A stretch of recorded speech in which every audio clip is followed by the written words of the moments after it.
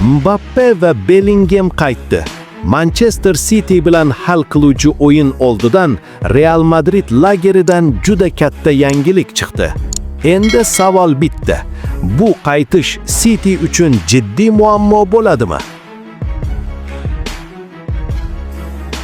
Assalomu alaykum. Bugun Real Madrid lagerida paydo bo'lgan juda muhim yangilik haqida gaplashamiz. Chempionlar Ligasi doirasida Manchester City bilan bo'ladigan muhim o'yin oldidan jamoaga ikki asosiy yulduz yana qaytmoqda. Videoni boshlashdan oldin kanalda yangi bo'lsangiz, albatta like bosib kanalga obuna bo'ling. Bu sizga ham eng qiziqarli futbol yangiliklarini tezroq yetkazishimizga yordam beradi.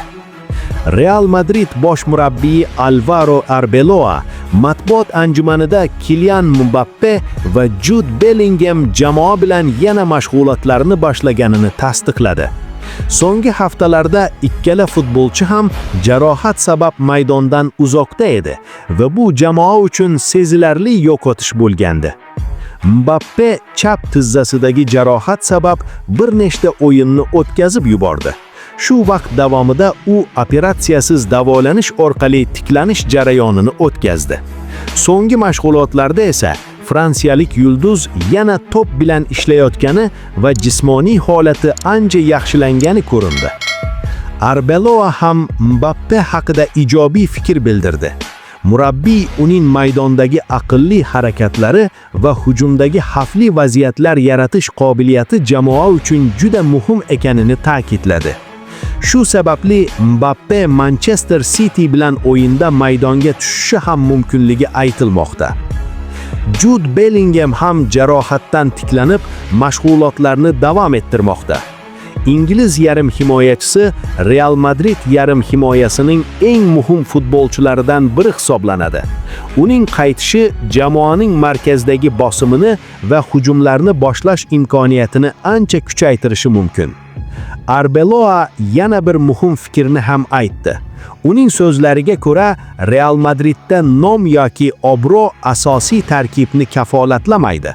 Har bir futbolchi maydondagi o'yini bilan o'z o'rnini isbotlashi kerak. Murabbiy ayniqsa Federico Valverdening formasi haqida ham alohida gapirdi.